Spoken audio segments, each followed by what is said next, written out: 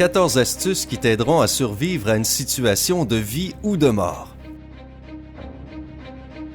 Nous espérons que tu ne te retrouveras jamais face à un chien enragé ou un serpent venimeux, que tu ne te perdras pas en haute mer ou bien dans un désert brûlant.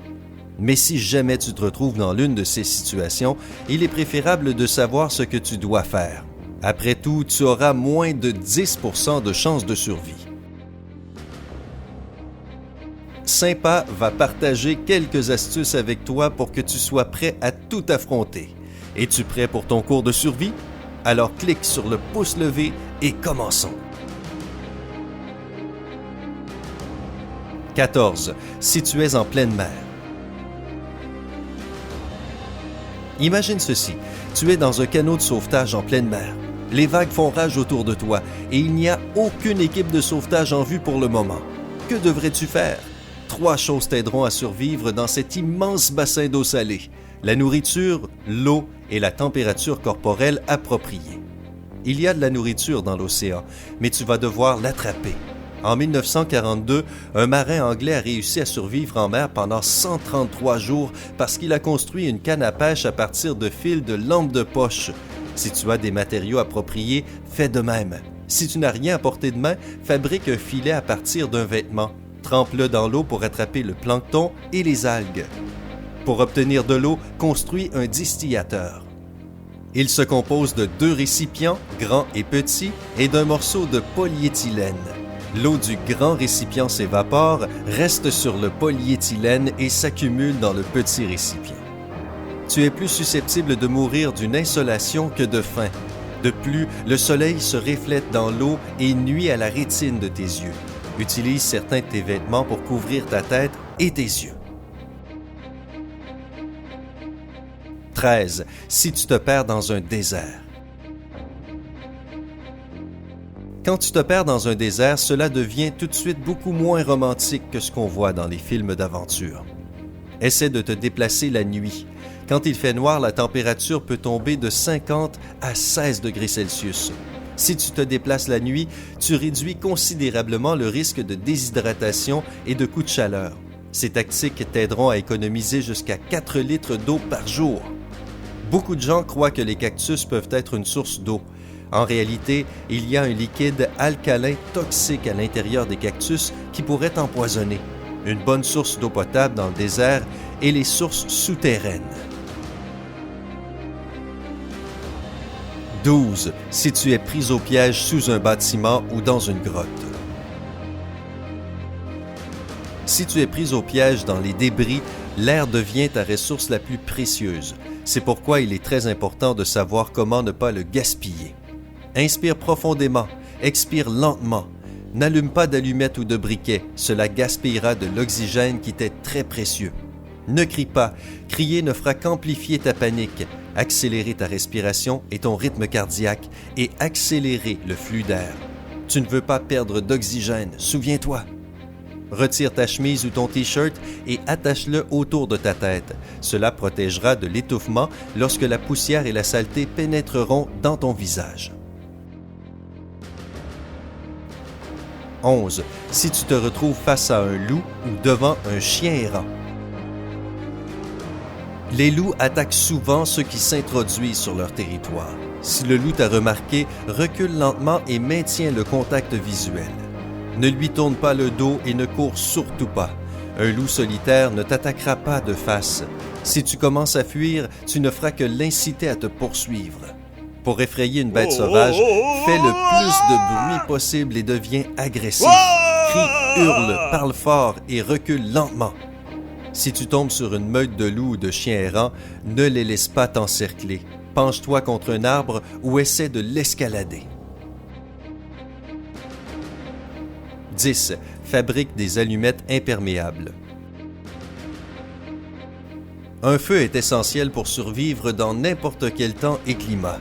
Tes allumettes ou briquets peuvent être mouillés, c'est donc une bonne idée de les rendre imperméables à l'avance. Pour ce faire, il suffit de recouvrir l'allumette d'une fine couche de vernis à ongles transparent et de la sécher. La cire fera aussi l'affaire. 9. Si tu es mordu par un serpent venimeux. Une morsure d'un serpent venimeux est facile à identifier. La zone touchée de ton corps va commencer à te faire souffrir immédiatement après la morsure. La couleur du sang peut devenir marron ou même bleu. Tu vas également te retrouver avec un gonflement sévère et d'autres symptômes. Mal de tête, vision floue, bégaiement, nausées, fièvre. Que devrais-tu faire? Les médecins ne recommandent pas d'essayer de sucer les morsures de serpent pour aspirer le venin. Cela pourrait provoquer de petites blessures dans ta bouche et le poison pourrait pénétrer dans ton sang. Cependant, si tu es loin de l'hôpital, c'est la seule chose que tu peux faire. Suce le poison 1-2 secondes après la morsure en crachant constamment et en te rinçant la bouche. Ne fais pas un garrot et n'appuie pas sur la morsure. Si le poison est concentré à un endroit, il provoquera une nécrose tissulaire. Laisse couler le sang. Une bonne partie du poison partira avec. 8. Comment savoir si tu as été mordu par un animal enragé? Si tu as été mordu, lave immédiatement la plaie avec de l'eau chaude et du savon. Même si l'animal n'avait pas la rage, les piqûres peuvent facilement entraîner une infection. Un animal atteint de la rage te laissera avec une blessure qui saignera pendant longtemps. Il deviendra ensuite rouge et gonflé. Après, tu ressentiras une très forte démangeaison, auras de la fièvre et te sentiras vite agacé. La rage dure 4 à 7 jours et peut être mortelle. C'est pourquoi il est important de consulter un médecin et d'obtenir le vaccin pendant la période d'incubation qui dure de 1 à 3 jours. 7. Comment faire un signal SOS correct? SOS est plus qu'une chanson de Rihanna. Si tu es en difficulté et sans outils de communication, il te sera très utile de savoir comment faire le signal de détresse SOS correctement sur une longue distance. Le signal SOS ressemble à ceci. 3 brefs clignotements ou sons, puis 3 courts longs et 3 courts. Attends 3 secondes après le signal, puis répète-le. Si tu reçois 3 flashs lumineux ou 3 sifflets en réponse, cela signifie que l'équipe de secours est en route vers toi. 6. Apprends à faire des points de suture sur toutes sortes de blessures. Faire des points de suture est une compétence pratique que tu devrais apprendre afin de pouvoir sauver quelqu'un un jour. Si tu le fais correctement, cela aidera à arrêter le saignement, à fermer une grande plaie, à empêcher la propagation de l'infection et ainsi à sauver la vie de quelqu'un. Par conséquent, c'est l'une des compétences les plus utiles dans une situation d'urgence. 5. Une capsule de secours qui te sauvera la vie. La capsule de sauvetage contient les éléments les plus nécessaires qui t'aideront à te réchauffer, à te procurer de la nourriture et de l'eau et à prodiguer les premiers soins. Et cela prend très peu de place. Prends un petit pot, par exemple une bouteille de capsule vide, et remplis-le avec les éléments suivants. Des allumettes, un sparadrap, une feuille d'aluminium, une lame, un hameçon, une pilule antibiotique, une petite bougie, une ficelle ou une ligne de pêche, un morceau de ruban adhésif et une serviette antiseptique. Cette capsule pourrait te sauver la vie un jour. 4. Reste à flot avec les mains liées ou blessées. Clint Emerson, commando de marine retraité, a décrit une technique de maintien à flot dans son livre. Voici ce que tu devrais faire pour ne pas te noyer si tu te trouves sous l'eau ou dans la mer, déchaîné avec les mains liées ou blessées. La chose la plus importante est de contrôler ta respiration. Ne panique pas et essaie de respirer normalement. Inspire profondément, expire rapidement.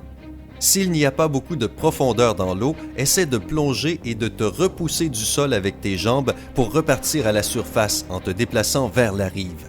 Si tu nages sur le ventre, cambre le dos pour pouvoir lever la tête au-dessus du niveau de l'eau. Si tu es dans une mer tumultueuse, retourne-toi pour respirer profondément et continue à nager jusqu'à la rive. 3. Comment allumer un feu sur du bois mouillé? Cette technique de démarrage d'un feu est appelée torche suédoise.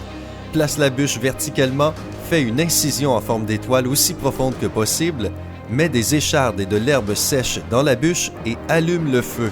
Si tu allumes la bûche de cette manière, elle commencera à brûler rapidement et durera de 2 à 5 heures, indépendamment de la taille, de la sécheresse et du type de bois. En passant, tu peux trouver une autre technique de démarrage de feu lorsque tu es en difficulté dans une autre vidéo que nous avons partagée. Voici un lien pour t'y rendre.